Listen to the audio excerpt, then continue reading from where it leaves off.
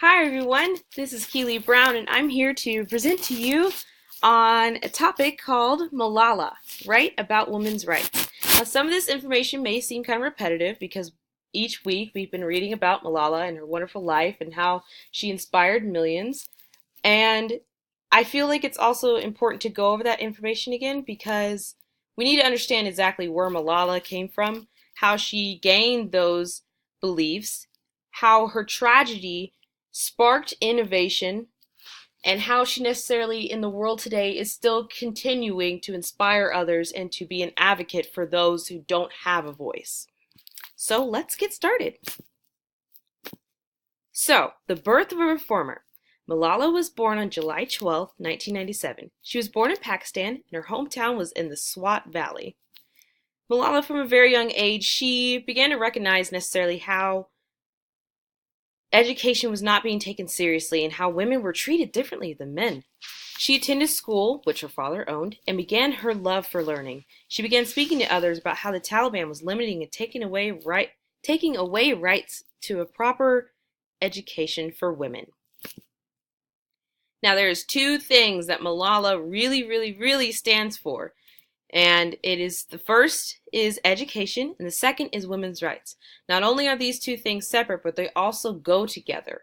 And she blended those together, and she spoke constantly of how important it is to have an education and to be a woman and have an education necessarily, because her culture of Pakistan, it didn't really look insightful, or it didn't really look upon the value of women having an education.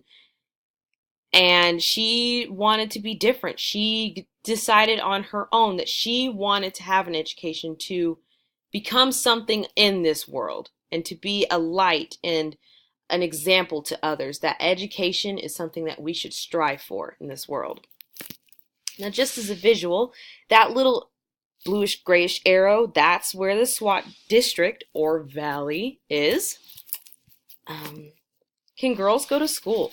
Malala was going to school and she was gaining an education. But, like I said before, the idea of girls going to school in Pakistan wasn't too highly favored. Back in 2007, the Taliban started to flex their power in Pakistan. They began to control all types of media outlets like the TVs, the radios, basically anything that anybody could watch, see, hear, or listen. The Taliban wanted to blast their message of just fear and the thought of, if you're not with us, you're against us, and we will kill you for it. It's actually low-key kind of scary. Low-key but high-key kind of scary, guys. Malala quotes that, "My friends and I don't understand what is so wrong about going to school. My father says that the Taliban are afraid of pins." Tragedy strikes.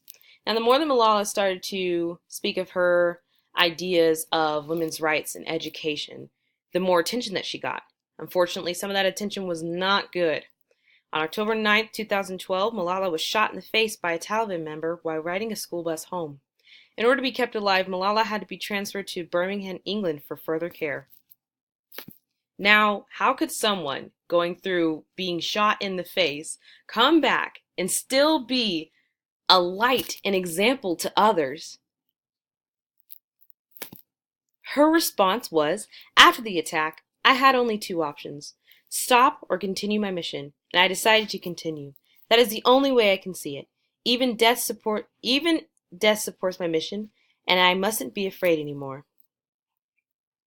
So then the Malala Fund started or created. And this fund necessarily gave grants to girls who are striving for an education. Some of her other accomplishments was that she won the Times Most Influential People of the Year award in 2013, and in 2014 she received the Nobel Peace Prize for advocating for children's rights. Rights for women. With all Malala's accomplishments and hardships, she has shown the world that the need and importance of women's rights to an education is mandatory. Malala to this day still advocates and speaks of women's and children's rights for education. Malala quotes, "I don't mind if I have to sit on the floor at school. All I want is an education, and I'm afraid of no one." And there's my works cited. Thanks so much for listening, guys. I hope that you guys learned a lot and learned just a little bit more about Malala.